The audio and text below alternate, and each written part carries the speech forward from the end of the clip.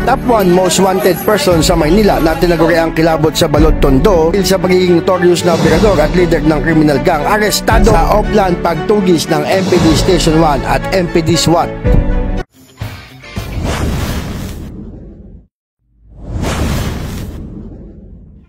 Personal na pinamunuan ni MPD Station 1 Commander Police Lieutenant Colonel Ronald De Leon ang isinagawang operasyon laban sa tinaguriang Top 1 Most Wanted sa lungsod ng Maynila.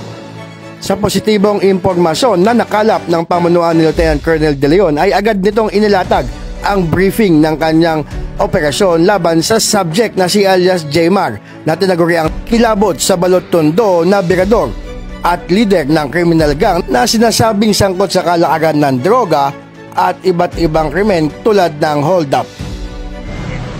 Hanggang dito sa barangay dito. Ay, sir, kaya. Matapos ang briefing ay agad na tumulak sa area ni alias Jmar ang mga kapulisan kung saan positibong na aresto ang subject. All team, search the area. Copy, sir. Yung baril niya. Pero wala pong... Mga pulis kami, yung baril natin, ano na yung mga baril natin, pag-10 na to, yung baril mo, pag-10 murder, may karapatan ka manahimik o magsawalang ugot, ano man ang sabihin nga namin ugot, o laban sa'yo sa anumang korte o hukuman, may karapatan ka kumuha ng sarili ng abogado, pero kung wala kang kakayanan, si alias Jmar ay nasa kote sa matagumpay na intelligence-driven operation na pinangasiwaan ng MPD Station 1 katuwang ang MPD SWAT sa Pahati Street, Balot Tondo, Manila.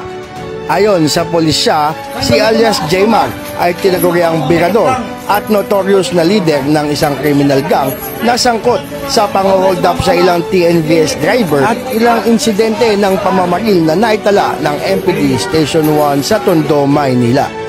Maliban sa isinilbing arrest warrant sa kasong murder, ay biniberipika ng MPD Station 1 ang mga posible pang kinasangkutan ng suspect o ang iba pang mga posibleng pending warrant of arrest nito. Itinanggi naman ni alias Jmar ang mga akusasyon laban sa kanya. Base sa mga pulis Maynila, si alias Jmar ay matagal nang hinahanap ng mga otoridad at kalaunan nagpalipat-lipat ng kanyang tarima tulad ng sa Novaliches area. Sa matagumpay na intelligence-driven Oplan pagtugis ng MPD Station 1 ay nasa kote si alias Jmar at agad dinala sa MPD Station 1. Sa kasalukuyan, balik kulungan si alias Jmar dahil sa kasong pagpatay na pawang non-bailable na kaso. Boses, ano yung boses? Maano po talaga yung boses ko, sir? Malikot yan, sige po natin. Boses ko po talaga, sir. Ikaw pa nagsabi sa amin na hindi ka daw pahuli ng buhay. Hindi, sir, wala pong ganun, sir. Kaya, i-prepare ko na yung mga tao. Kaya ko patunayan yun, sir. Patunayan.